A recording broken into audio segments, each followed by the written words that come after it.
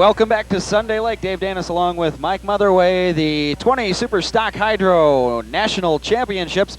They are coming up into the chute toward the finish line. Mike Pavlik in boat 225V is the reigning national champion. But Mike, he hasn't run yet this week, and he's a bit back in the pack. 61V, Dan Keelard of Roselle, Illinois, the first one across the finish line. And if he's legal, he's got himself a lead. Well, he's Mike Pavlik, the reigning national championships teammate. The two of them build their own boats called Pavlik Hydros, and you never can tell. When you see a national champion caught back in the pack, you have to assume that the pack may be a little early. Here we go into the action-packed turn one. Coming around turn one, hard to pick out the boats through those rooster tails. Oh, and we got one airborne and a back flip. We may have a restart on this race if that boat is not out of harm's way. It was a pretty nasty flip. Yes, he really lost it big time. I saw the boat about 20 feet into the air going over backwards. See if we can pick up a number on the downed boat. Meanwhile, down the back straightaway, a terrific race going on for first place. And here comes that fluorescent deck boat now in third. And that's either Pavlik, I think that is Mike Pavlik, who's come from well back at the start into third place, the reigning national champion. Now they go into that tricky, lumpy second turn. Watch it here because races can be made certainly in the middle of this turn where it's really, really choppy. I believe that's Joel Weigel, 13P in first place. Coming around the outside, the blue and white flag is out. We've got a tight one coming down the front stretch, and that is 12 CE from Scarborough, Ontario. Ross Webster in first place, 13P. Joel Weigel is second. And our national champion, Mike Pavlik, who started 8th or 9th, is in third. Now, these two guys may have too big a lead for him to run it down. There are tiny increments of miles an hour differences in the speed of these boats, but if anybody can do it, it'd be Mike Pavlik in that fluorescent green-decked 225, currently running third. The Canadian racer Webster in first. Weigel is in second place. We got another driver that's missed a buoy here, circling around, and he'll drop from contention. He can continue, but he's got to circle around and pick up that pin. And that driver, who is now dropped to last place. Down the front, back straightaway, we still have the boat starting to move out. There you see on your monitor the national champion Mike Pavlik in boat 225V. And he has done a great job of moving up from a poor start, assuming all the boats were legal at the clock, and we haven't heard a report to the contrary of that. But to pick up 5 or 6 spots after that bad a start means he does have some steam. And so that's Mike Pavlik. It's probably getting pretty late for him to try and run down the leaders. Coming down the front stretch in first place, the Canadian driver, that is Webster. In second, I think that's Joel Weigel. That is Joel Weigel in second. The 13P running second, and look how beautifully that rig is aired out. There is nothing of the boat touching the water as Weigel balances it on the edge of disaster going into this upwind straightaway. Pavlik, the national champion, is third, and Mark Mersberger of Wisconsin is in fourth place. Heading down the back stretch, they've had some problems. We've had one boat flip. We've had another miss a buoy here in the 20 Super Stock Hydros. These are 63, 64 mile an hour, 9-foot, 110-pound boats. And believe me, I've had a driver tell me that you've just never gone as fast in your life until you've gone 60 miles an hour plus in a 9-foot boat into a headwind. And I tell you, when those winds come up at you and those boats start bouncing.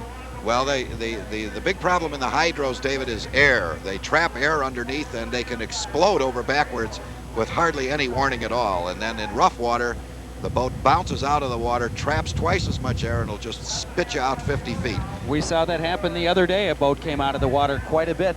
We got a change in 6th place right now as Larry Oberto has dropped, and I believe the 7P boat of Eckert has moved into 5th and is trying to come up on Mersberger.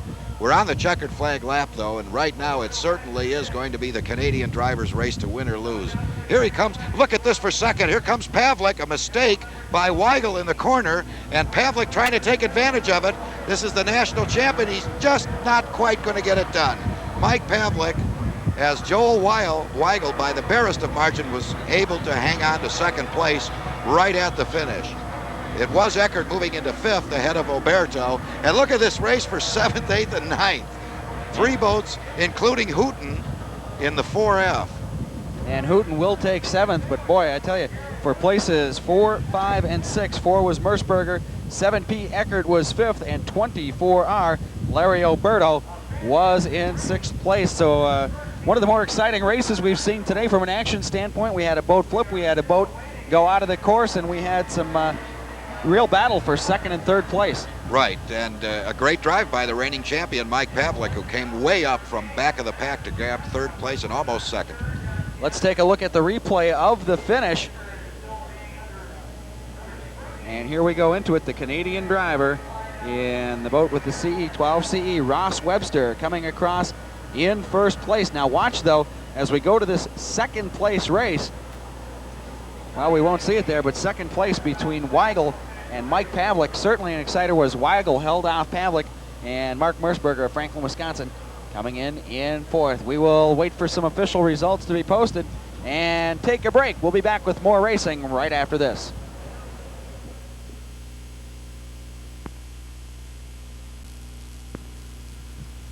Second heat of the 20 hydros, and in 1st place after 1 heat was Ross Webster of Scarborough, Ontario. But Mike, you said this one could still go any way, which way, with guys like Charlie Pater and Jerry Brewster. You bet, and we've got someone that didn't figure, I believe, out front. I think that might be Brewster, I'm not sure. And Jennings was the 2nd boat across the line, and a really no advantage after that. A terrific clump of boats as the boats 4 through 9 hit the line dead even. Well, the boat out in front at the start was Tom Smith of Columbus, Ohio, a person who didn't score in the 1st heat, but like you mentioned, this is a real competitive class, and the guys that finished 1, 2, 3, 4 in the 1st heat and scored points, it's possible that none of them could score in the 2nd heat. Well, that's right, and here they come out of corner number 1 now, that dangerous first turn where visibility is at such a premium. And once again, 1 boat has popped out of that pack and taken the lead. No, there are 2 of them side by side for 1st and 2nd, 2 more side by side for 2nd and 3rd, and the boat in 4th place is certainly in striking distance. Now the outside boat begins to assert himself down the back straightaway, but this is going to be one whale of a 2nd turn. It gets awfully lumpy here, and if I'm not mistaken, that may be, I thought we might have the defending national champion Mike Pavlik in 3rd, but I think he's a little further back than that. David Hooten in 1st place in boat number 4F, but he's being squeezed tightly coming into that turn. Oh, and here comes Pavlik around the outside. All of a sudden, popping out of nowhere, comes Mike Pavlik. So quite a race here. Pavlik moves into the fray. Look at this. Pavlik, who was well back at the start, is now trying to move into 2nd place and hold the boat down at the same time. Tom Smith still in 1st place, popping out of that pack, and Pavlik really coming up tight, and they're bunched together. The first 3 finishers probably within about a 1/4 of a second of each other at this point. Yeah, this could be a great race. Pavlik was 4th in the 1st heat, as I recall. No, 3rd. Pavlik was 3rd in the 1st heat, and he's got to win this if he's got a chance to repeat as 1992 national champion. But he looks like he's going to try and do it. He came bombing around corner number 2, really driving hard, and managed to pick up 1 or 2 positions, and I think he's in 2nd place now down the back straightaway as he outturned that 2nd place boat, and he's hit the afterburner now. Here comes the defending champion Mike Pavlik, zeroing in on Smith, the lead boat, and here he comes. Look at him haul down the back straightaway as they get into that lumpy water, into the entrance of corner number 2. Well, if there's an advantage for Tom Smith at this point, it's that he's running in smoother water.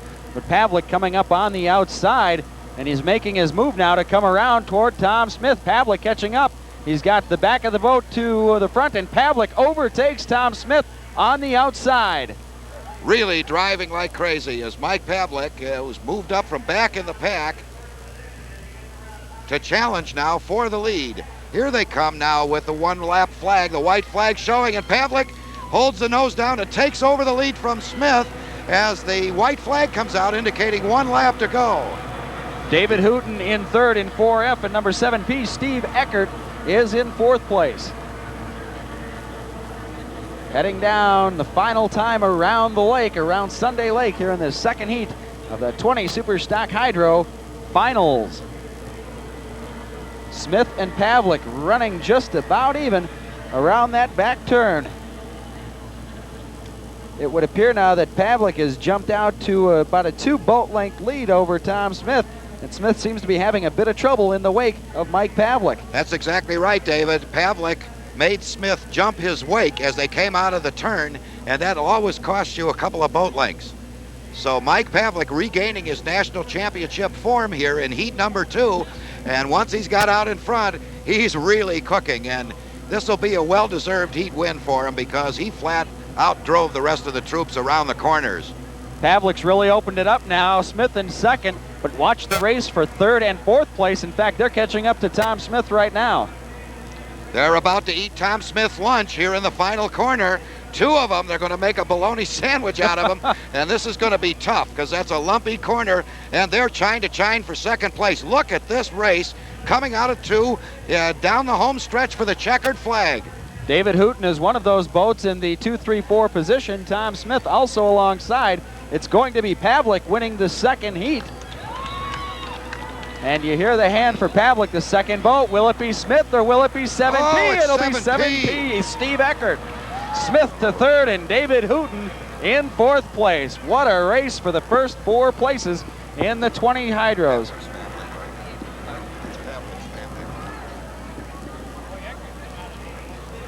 Eckert coming out of no place to take over for third place on the outside. Let's take a look at that finish one more time, and what a thriller it was. Great race driven, though, by Mike Pavlik.